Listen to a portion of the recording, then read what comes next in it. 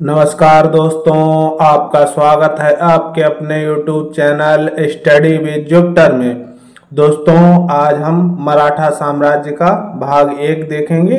इसके अंतर्गत शिवाजी के जीवन तथा जीवन से जुड़ी घटनाएं तथा उनके युद्ध कौशलों के बारे में देखेंगे।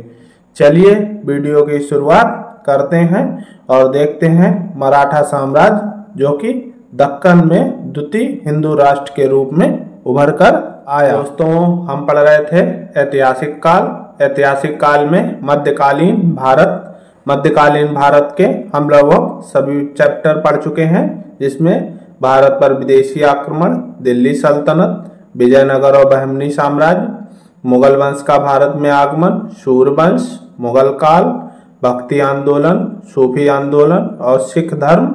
और आज हम पढ़ेंगे मराठा साम्राज्य या मराठा वंश की स्थापना।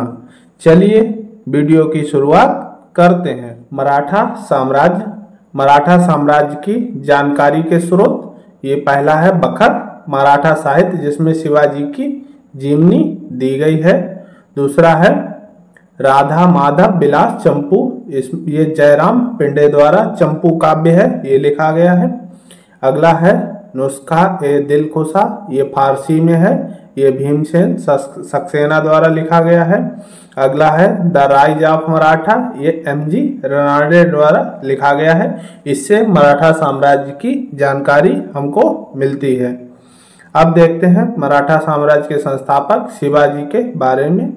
शिवाजी 1627 से 1680, इनका जन्म 1630 में हुआ था, लगभग में 1630 में।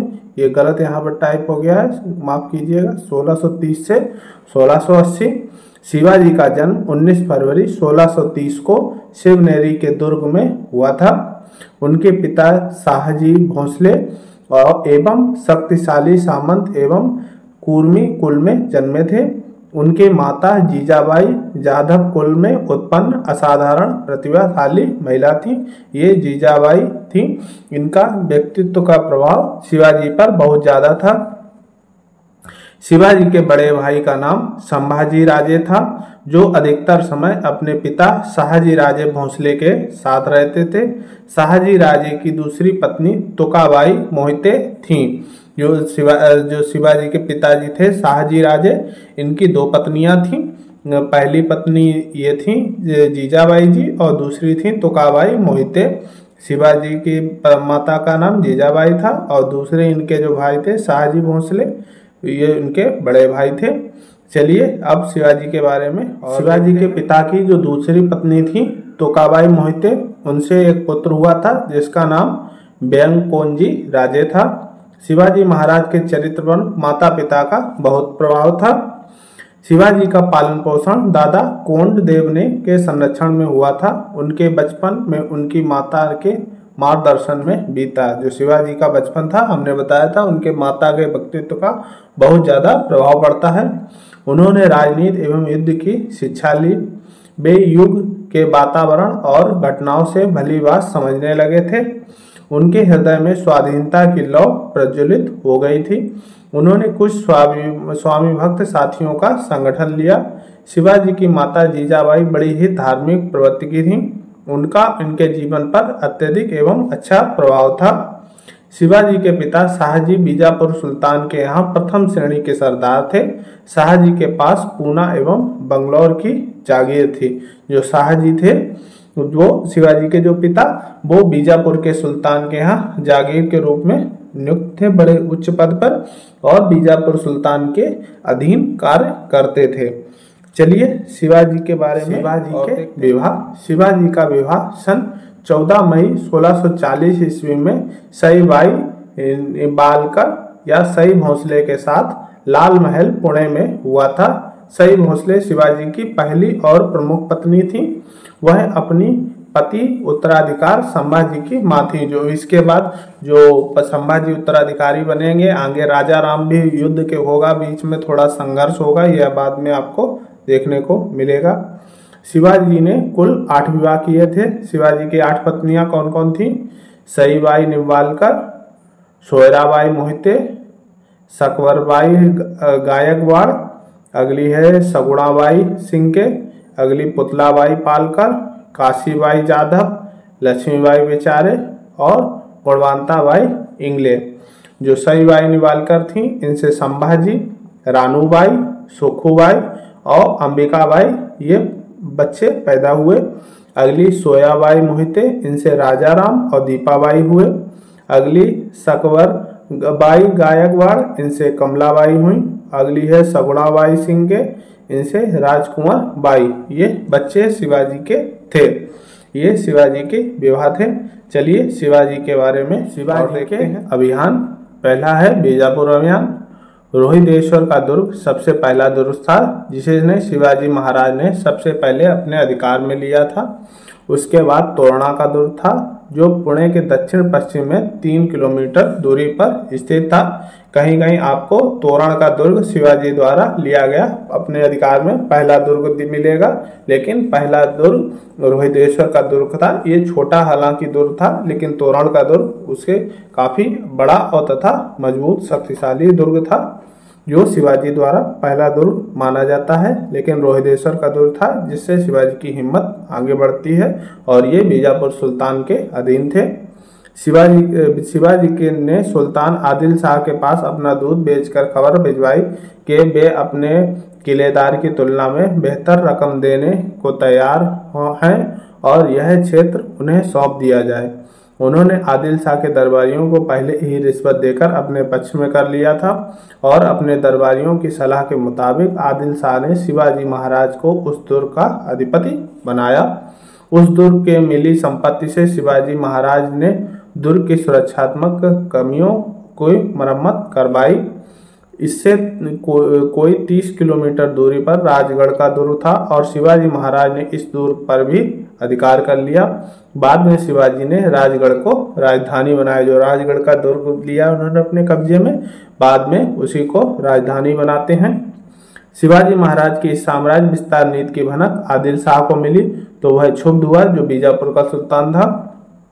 परंतु इसके बाद भी शिवाजी ने राजगढ़ के बाद उन्होंने चाकन के दुर्ग पर अधिकार कर लिया और उसके बाद कोंडा के दुर्ग पर भी अधिकार कर लिया। जब से जो आदिल शाह होता उसको नाराज होता है, फिर उनके पिता से कहता है कि अपने पुत्र को संभाल कर रखें, नहीं तो अंजाम बुरा होगा। आगे चलकर जो शाहजी होते हैं शिवाजी के पिताजी, उनको आदिल शाह द्वारा बंदी बना लिया जाता है और ये शर्त रखी जाती है शिवाजी कोई भी युद्ध वगैरह या कोई किला अपने अधिपत्य में नहीं लेंगे। उस शर्त के आधार पर शिवाजी के पिताजी को छोड़ा जाता है। चलिए आगे बीजापुर। शिवाजी के बीजापुर और मुगल दो शत्रु थे। उस समय शाहजादा औरंगजेब दक्कन का सूबेदार था। इसी समय 1 नवंबर 1556 को बीजापुर के सुल्तान आदिल शाह की मृत्यु हो गई, जिसके बाद बीजापुर में अराजकता का माहौल पैदा हो गया। इस स्थिति का लाभ उठाकर औरंगजेब ने बीजापुर पर आक्रमण कर दिया और शिवाजी ने औरंगजेब का साथ देने के बजाय उस पर उल्टा धावा बोल दिया। उनकी सेना में जुनार नगर पर आक्रमण कर ढेर सारी संपत्ति के साथ 200 घोड़े लूट लिए इन्हें औरंगजेब से। अहमदनगर में 700 घोड़े, 4 हाथी के अलावा उन्होंने गुड्डा और रेसिन के दुर्ग पर भी लूटपाट मचाई। शिवाजी को जो मेन आय का स्रोत था वो लूटपाट करना था, एक जो जैसा कि मुगल लोग भी करते थे, लेकिन शिवाजी कहीं उससे आगे थे, ज़्यादा लूटपाट करके आम जनता को परेशान करके और उनसे धन अर्जित करके, यही इनके राजस्व का प्रमुख स्रोत भी रहा था। इसके परिणाम स्वरूप औरंगजेब ने शिवाजी से खफा हो गया और मैत्री वार्ता समाप्त हो गई। अभी तक औरंगजेब जो दक्कन का सूबेदार था शाहजहां के समय और शिवाजी के मध्य जो वार्ता चल रही थी मैत्री वार्ता, वो समाप्त हो जाती है। शाहजहां के आदेश पर औरंगजेब ने बीजापुर के साथ संधि कर ली और इसी समय शाहजहां बीमार पड़ जाए। शाहजहां ने आदेश भेजा कि बीजापुर के साथ संधि कर लो और औरंगजेब संधि कर लेता है, लेकिन जैसे ही पता लगता है औरंगजेब को शाहजहां बीमार हो गए, वो आपको आगे की घटना पिछले मुगल काल के वीडियो में हम पढ़ा चुके हैं कि वो वापस आता है और शाहजहां को बंदी करके पूरा सिस्टम बैठा लेता है। उसे व्याधिग्रस्त होते ही औरंगजेब उत्तर भारत चला आता है और शाहजहां को कैद करने के बाद मुगल साम्राज्य का राजा बन जाता है। चलिए अब आगे दूसरे कोंकण के बारे में। इसके बाद शिवाजी कोंकण पर अधिकार करते हैं। दक्षिण भारत में औरंगजेब की अनुपस्थिति और बीजापुर की डावाडोल राजनीति की स्थिति जानकर शिवाजी ने समर जी को जंजीरा पर आक्रमण करने को कहा, परंतु जंजीरा के सिद्धियों के साथ उनकी लड़ाई कई दिनों तक चली। इसके बाद शिवाजी ने खुद जंजीरा पर आक्रमण किया और दक्षिणी कोंकण पर अधिकार कर लिया और दमन के पुर्तगालियों से वार्षिक कर एकत्र किया। कल्याण एवं भिवंडी पर अधिकार करने के बाद वहां नौसैनिक अड्डा बनाया। इस समय तक शिवाजी 40 दुर्गों के मालिक बन चुके थे। इस समय शिवाजी के पास लगभग 40 दुर्ग अपने कब्जे में ले चुके थे, जो लूटपाट करके या विजय यात्रा द्वारा कब्जे किए गए थे। आगे अब अफजल खां की मृत्यु के बारे में देखते हैं। ये किस्सा आपने छोटे समय में भी कहानियों में बहुत बार पढ़ा होगा। इधर औरंगजेब आगरा लौटने के बाद बीजापुर के सुल्तान ने भी राहत की सांस ली। अब शिवाजी ही बीजापुर के प्रबल शत्रु रह गए थे। शिवाजी से निपटने के लिए बीजापुर के सुल्तान अब्दुल्लाह भटारी, अब इसे अफजल खां के कहते हैं, को शिवाजी के विरुद्ध भेजा। अफजल तो तुजलापुर के मंदिरों को नष्ट करता हुआ वह सतारा के 30 किलोमीटर उत्तर बाई सेवरल के नजदीक तक आ गया, पर शिवाजी प्रतापगढ़ दुर्ग में ही बैठे रहे। अफजल खां ने अपने दूत कृष्णजी भास्कर को संधि वार्ता के लिए भेजा। ये अफजल खां है, ये संधि वार्ता के लिए शिवाजी को बुलाता है और उन्हें गले लगाने के बदले उनके पीछे खंजर भोंकता है, लेकिन शिवाजी उसका बगनक से पेट फाड़ देते हैं। भी आगे और देखते हैं अफजल खां के। अगर शिवाजी बीजापुर के जो अफजल खां होता है वो ये शर्तें रखता है कि अगर शिवाजी बीजापुर की अधीनता स्वीकार कर लें तो सुल्तान उनके सभी क्षेत्रों को अधिकार दे देंगे और जो शिवाजी के नियंत्रण में है। साथ ही शिवाजी बीजापुर के दरबार में एक सम्मानित पद प्राप्त करेंगे। हालांकि शिवाजी के मंत्री और सलाहकार इस संधि के पक्ष में थे। गोपीनाथ और कृष्णजी भास्कर ने शिवाजी को ऐसा लगा कि संधि षड्यंत्र रचकर अफजल खां शिवाजी को बंदी बनाना चाहता है। संधि स्थल पर दोनों ने अपने सैनिक घात लगा रखे थे। उधर अफजल खां ने भी अपने सैनिक लगा रखे थे और इधर शिवाजी ने भी उन सैनिकों के पीछे अपने सैनिक लगा रखे थे। मिलने के स्थान पर जब दोनों मिले तब अफजल खां ने अपने कटार से शिवाजी पे वार किया। ये कटार है अफजल खां का, ये शिवाजी पे वार करता है। बचाव में शिवाजी ने अफजल खां को अपने वस्त्रों में छुपे बगनखों से मार डाला। ये नाखून होते हैं बगनखों से लगे हुए, इस टाइप से उंगलियों में पहने जाता है ये बगनख, और इसी से इन्होंने उसका पेट फाड़ डाला 10 नवंबर 1659 ईस्वी को। इसके बाद प्रतापगढ़ का युद्ध होता है। जब अफजल खां मारा जाता है उसके बाद प्रतापगढ़ का युद्ध होता है, जिसमें मराठा सेना ने बीजापुर के लगभग 3000 सैनिकों को मौत के घाट उतारा और प्रतापगढ़ के किले पर अधिकार कर लिया जाता है। चलिए अब आगे जो अब बीजापुर का खेल खत्म हुआ, अब मुगल शाइस्ता खां को देखते हैं, जो अब मुगल का सूबेदार के रूप में भारत मतलब मराठा में आक्रमण करने के लिए शाइस्ता खां के साथ संघर्ष। औरंगजेब ने शिवाजी को नियंत्रण में रखने के उद्देश्य से अपने मामा शाइस्ता खां को दक्षिण का सूबेदार नियुक्त किया।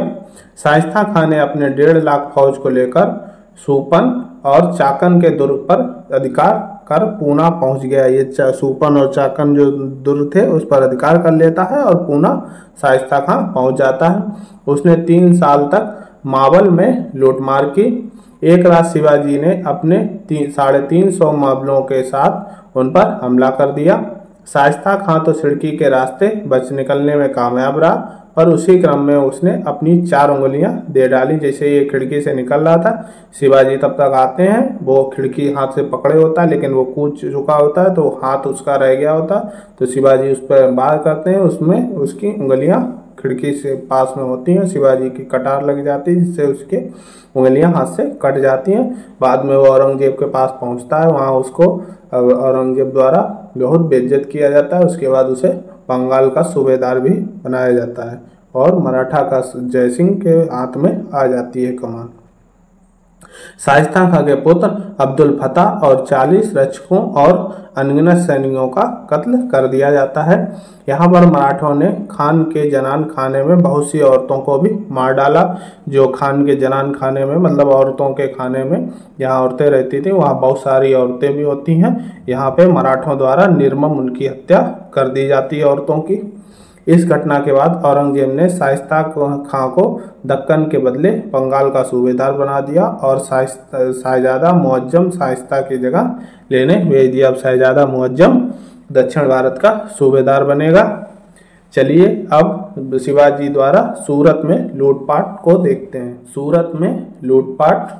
शिवाजी ने मुगलों के क्षेत्र में लूटपाट मचाना प्रारंभ कर दिया।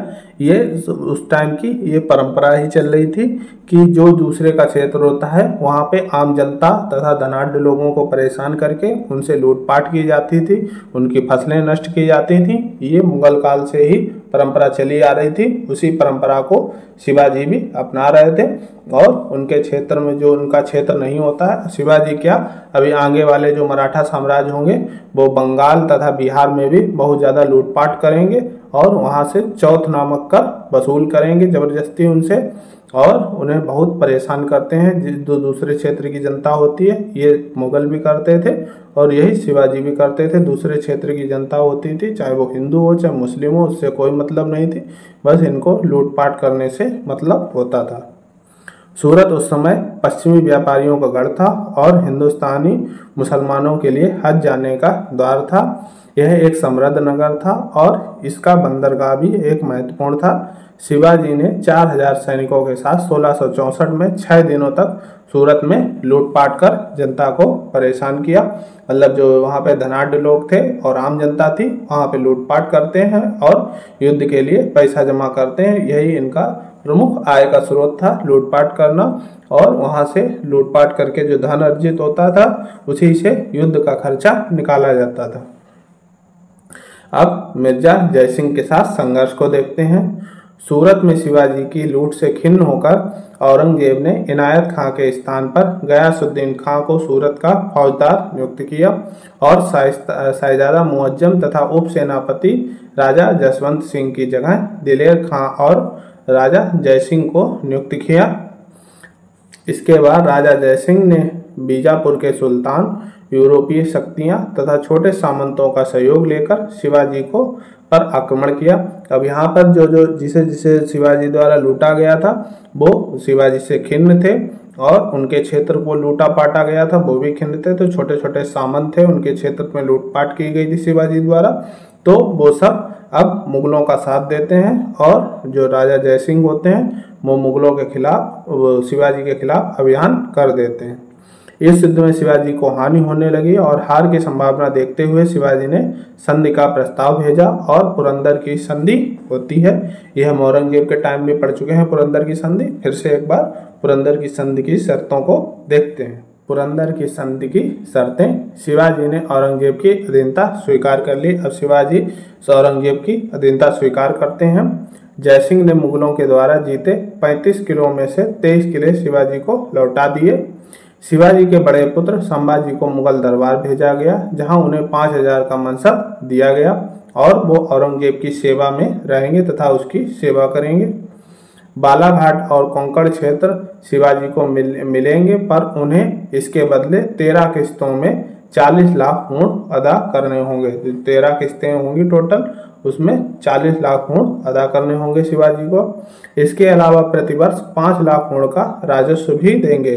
5 लाख ऊँट का राजस्व जमा करेंगे मुगल साम्राज्य में। शिवाजी स्वयं औरंगजेब के दरबार में होने से मुक्त रहेंगे पर उनके पुत्र शिवाजी मुगल दरबार की खिदमत करनी होगी। जैसा कि अभी बताया था, जो औरंगजेब की सेवा में रहेंगे जो उनके पुत्र संभाजी, लेकिन शिवाजी को मुक्त कर दिया जाता है। बीजापुर के खिलाफ शिवाजी मुगलों के साथ देंगे। अगर बीजापुर के साथ में भविष्य में कोई युद्ध होता है तो शिवाजी मुगलों का साथ देंगे। इन्हीं सभी शर्तों का इकरार करने के लिए एक बार शिवाजी को औरंगजेब के दरबार में उपस्थित होने के लिए राजा जयसिंह द्वारा निवेदन किया जाता है। यह राजा जयसिंह तथा शिवाजी के मध्य संधि होती है। चलिए अब देखते हैं शिवाजी का आगरा के किले में प्रस्थान। 22 मई 1666 ईस्वी को शिवाजी आगरा के किले में दीवाने आम में उपस्थित हुए। मुगल दरबार में उनकी मुलाकात अच्छी नहीं रही। शिवाजी ने अपने स्वागत के तरीके में अपमान महसूस किया और शाही सेवा से इनकार करके औरंगजेब का अपमान किया। औरंगजेब को लगा कि उन्होंने उसकी सेवा तथा उसकी आदेश की अवहेलना की, तो शिवाजी को वो कैद करा लेता है। औरंगजेब ने आगरा में स्थित जयपुर महल में उनको नजरबंद करा दिया। शिवाजी तथा उनके पुत्र दोनों को शिवाजी ने यहाँ से भागने की योजना बनाई, जिसमें उनकी मदद जयसिंह के पुत्र राय सिंह ने की थी, क्योंकि जयसिंह ने उनसे वादा किया था कि आपको किसी तरीके की तकलीफ नहीं होगी, ना ही औरंगजेब द्वारा कोई भी मतलब गलत इरादे से आपको हानि पहुंचाई जाएगी। तो जब जयसिंह को लगा कि उनकी हानि होने वाली है, तो जयसिंह ने स्वयं न होकर उनके पुत्र राय सिंह को मदद करने के लिए कहा और राय सिंह ने उन्हें फलों की टोकरी या किसी चीज़ की बड़ी टोकरी थी उनमें बैठवा के निकलवा दिया था। निकले शिवाजी दक्कन लौट आए और 1674 में खुद को छत्रपति या मराठा साम्राज्य का ताज पहनाया और मराठा साम्राज्य को खुद छत्रपति बन गए।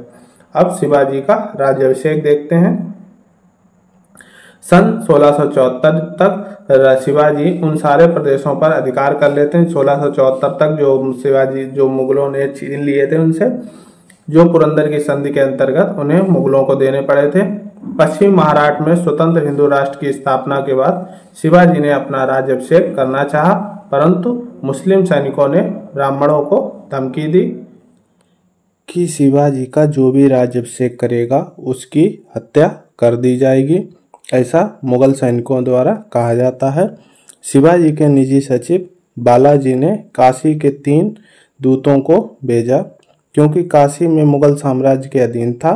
तब जब दूतों को यह संदेश दिया गया तो काशी के ब्राह्मण काफ़ी प्रसन्न हुए, किंतु मुगल सैनिकों को यह बात पता चल गई कि उन ब्राह्मणों को पकड़ लिया।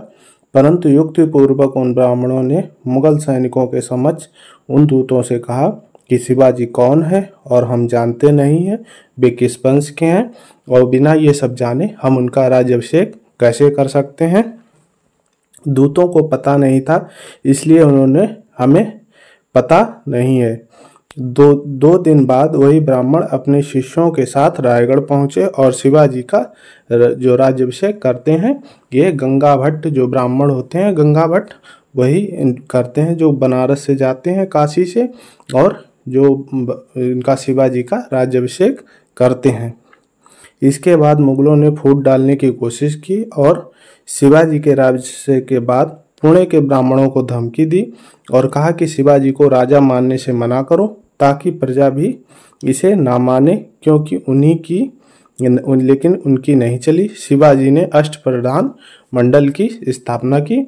इसे हम अगली वीडियो में पढ़ेंगे, अष्टप्रधान मंडल जो शिवाजी का है उसके बारे में।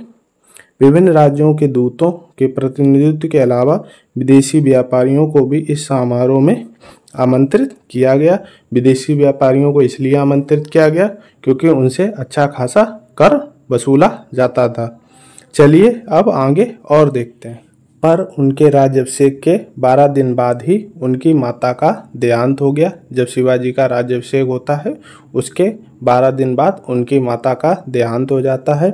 इस कारण 4 अक्टूबर 1674 ईस्वी को दूसरी बार शिवाजी ने छत्रपति की उपाधि धारण की। जब उनका माता का जब सब कुछ हो जाता है उसके बाद 4 अक्टूबर को 1674 ईस्वी को दोबारा छत्रपति की उपाधि धारण करते हैं। 2 बार इस समारोह में लगभग 50 लाख रुपए खर्च हुए। जो इस समारोह को गठन हुआ था इसमें लगभग 50 लाख रुपया का खर्चा होता है। इस समारोह में हिंदवी स्वराज की स्थापना की उद्घोष किया जाता है कि हिंदू साम्राज्य दक्कन का ये घोषित किया जाता है। विजयनगर पत्तन के बाद दक्षिण का यह पहला हिंदू साम्राज्य था, मतलब दक्षिण भारत का द्वितीय हिंदू साम्राज्य था। पहला विजयनगर साम्राज्य था, हमने देखा था मध्यकालीन भारत में, और दूसरा ये मराठा साम्राज्य होता है जो हिंदू साम्राज्य के नाम से जाना जाता है। एक स्वतंत्र शासक की तरह उन्होंने अपने नाम का सिक्का चलवाया, ये आप देख सकते हैं। इसके बाद बीजापुर के सुल्तान ने कोंकण विजय के लिए अपने 2 सेनाधीशों को शिवाजी के विरुद्ध भेजा, वे असफल रहे। इसके बाद दक्षिण विजय देखते हैं शिवाजी की। सन 1677-1678 में शिवाजी का ध्यान कर्नाटक की ओर गया, क्योंकि धीरे धीरे शिवाजी अपनी प्रभुसत्ता बढ़ाना चाहते थे। बम्बई के दक्षिण में कोंकण, तुंगभद्रा के पश्चिम में बेलगांव और धारवाड़ के क्षेत्र मैसूर, बेल्लारी, त्रिचूर और जीजा पर अधिकार करने के बाद 3 अप्रैल 1680 को शिवाजी का देहांत हो जाता है। इसी के साथ शिवाजी की जीवन लीला समाप्त हो जाती है और आगे शिवाजी के उत्तराधिकारी बनेंगे। उनका हम अगले वीडियो जब बनाएंगे उत्तराधिकारी वाला, तो उसमें सारे उत्तराधिकारियों, पेशवा वगैरह को सबको कवर करेंगे। आज के लिए इतना ही। वीडियो अच्छा लगा हो तो लाइक करें, सब्सक्राइब करें तथा शेयर करें। आज के लिए इतना ही। धन्यवाद।